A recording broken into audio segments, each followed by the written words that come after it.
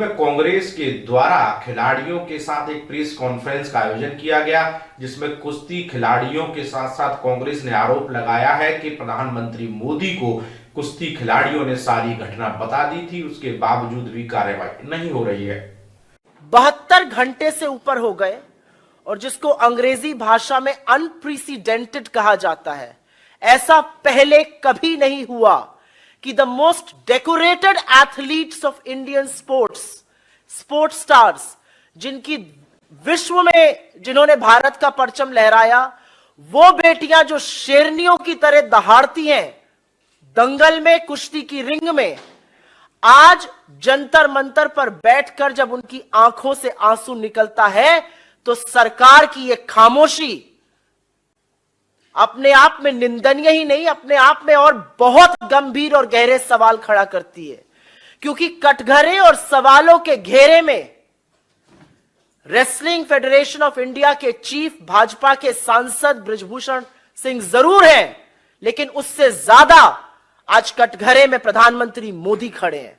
और ये मैं बिना रीजन के नहीं बोल रही हूं, ये एक पैटर्न है। विनेश फोगट जी ने अपनी पहले दिन की प्रेस कॉन्फ्रेंस में कहा था कि उन्होंने अपने परिवार के साथ जाकर 2021 के अक्टूबर महीने में मोदी जी को सारी असलियत से वाकिफ कराया था। उन्होंने सच बताया था और अपनी जान पर होने वाले हमले का अंदेशा भी जाहिर किया था, और मोदी जी ने कहा था नहीं नहीं तुम्हें कुछ नहीं होगा। 1.25 साल तक, और मोदी जी ने सार्वजनिक रूप से विनेश फोगट जी को अपनी बेटी कहा है कि तुम तो मेरी बेटी जैसी हो, मैं तुम्हारे सारे परिवार को जानता हूं। तो आज सवाल यह है कि जब एक महिला एथलीट और डेकोरेटेड महिला एथलीट इस देश के प्रधानमंत्री के पास जाकर फेडरेशन में हो रहे यौन शोषण और कुकृत्यों के बारे में अक्टूबर महीने में बताती है, तो 1.25 साल तक मोदी जी ने क्या किया और वो इस पर चुप क्यों रहे? क्या कार्रवाई हुई?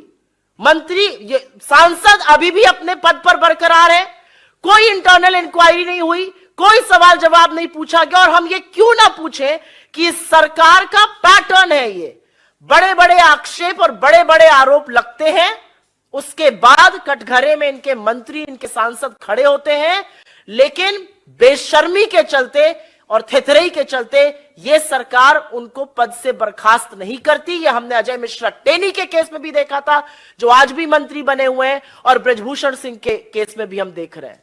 मेरा सवाल यह है कि देश के प्रधानमंत्री ने अक्टूबर 2021 के बाद, विनेश फोगट जी का कहना है उनको सब कुछ बताया, उसके बाद वो शांत क्यों रहे?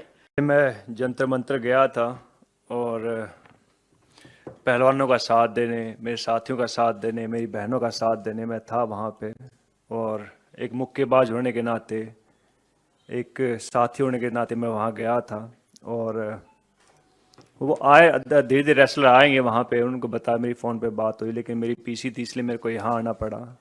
लेकिन जो उन्होंने आरोप लगाए हैं वो बहुत स्ट्रॉन्ग आरोप हैं एक नेता पर, एक फेडरेशन के चीफ के ऊपर। और मैं मानता हूं कि इसके ऊपर इतनी देर लंबी चुप्पी साधना प्रधानमंत्री जी द्वारा वो एक बहुत निंदनीय है और एक शर्मनाक है, जो मैं मानता हूं। और इसमें जल्द से जल्द कार्रवाई हो। जो आरोप है बहुत संगीन है, एक भिवानी का, एक हरियाणा का लड़का होते हुए मैं ये मांग करता हूं इसमें जल्द से जल्द कार्रवाई हो, और आईपीसी की जो भी धारा लगती है उनके तहत इसके ऊपर एक्शन लिया जाए। मैं यही कहना चाहूँगी कि जब समाज से कोई लड़की निकलकर अपने आप को आगे बढ़ाना चाहती है तो सबसे पहली लड़ाई उसकी समाज से होती है, और वो उन जद्दोजहद से निकलकर दिन रात एक करके, पसीना बहा के, खून बहा के, और देश के लिए पदक जीतने की सोचती है। और जब वो इस मुकाम पे जा रही होती है तो उसके बीच में एक खबर आती है कि रेसलिंग फेडरेशन ऑफ इंडिया के जो प्रेसिडेंट हैं बृजभूषण शरण जी, वो यौन शोषण करते हैं। और ये उस बेटी के द्वारा आरोप लगाए गए हैं जिसमें माननीय प्रधानमंत्री जी ने कहा था कि तुम हमारी बेटी हो। और उसी बेटी ने एक सवाल कल दागा है कि इस देश में बेटी पैदा होनी ही नहीं चाहिए। इससे ज़्यादा तकलीफ की बात, दर्द की बात क्या हो सकती है। और साथ साथ मैं ये सवाल ये भी करती हूँ, एक तरफ तो हमारा देश पदक चाहता है और दूसरी तरफ हम अपने भविष्य को देखते हैं, हमारी बेटियों का पोषण होता है, तो आने वाली पीढ़ी या वो पेरेंट्स क्या अपने बच्चों को इस तरीके से स्पोर्ट्स में भेजना चाहेंगे? और मैं यहाँ पर विनेश फोगाट और उन सभी रेसलर्स का मैं धन्यवाद देती हूँ कि इस मंच पे आके उन्होंने इस बात को उठाया है। लेकिन तकलीफ इस बात की है कि माननीय प्रधानमंत्री जी को जब उन्होंने लगभग 1.25 साल पहले इन बातों से अवगत करा दिया गया था, तो इस पे कार्रवाई क्यों नहीं हुई? और जैसा कि सुप्रिया जी ने कहा कि 72 घंटे के बाद भी ये शर्मनाक बात सड़कों पे अभी तक चल रही है, लेकिन बीजेपी के नेताओं के द्वारा कोई ऐसा स्टेप नहीं उठाया गया। और सुप्रिया जी, आपको ध्यान दिलाना चाहूंगी कि हरियाणा के मंत्री के द्वारा भी एक लड़की के साथ इसी तरीके से कुकृत्य की बात आई थी और उस लड़की ने भी अभी लगभग मेरे ख्याल से 1.5 महीना ही हुआ होगा ज्यादा से ज्यादा, और वो बात वहीं पे स्टॉप हो गई है। तो क्या यही हालात इन रेसलर्स के साथ भी होने वाला है या आने वाली हमारी एथलीट्स के साथ होने वाला है?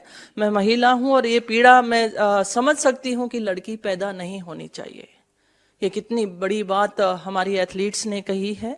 और मैं उन दिनों को याद भी करती हूँ जब हम मेडल जीत कर लेकर आते हैं, तब हमें हमारे साथ हर कोई फोटो खिंचवाने के लिए तैयार होता है, बेटी बनाने को तैयार होता है। जब हमारी बेटियों का चीरहरण किया जाता है तो उसके साथ कोई खड़ा क्यों नहीं होता है?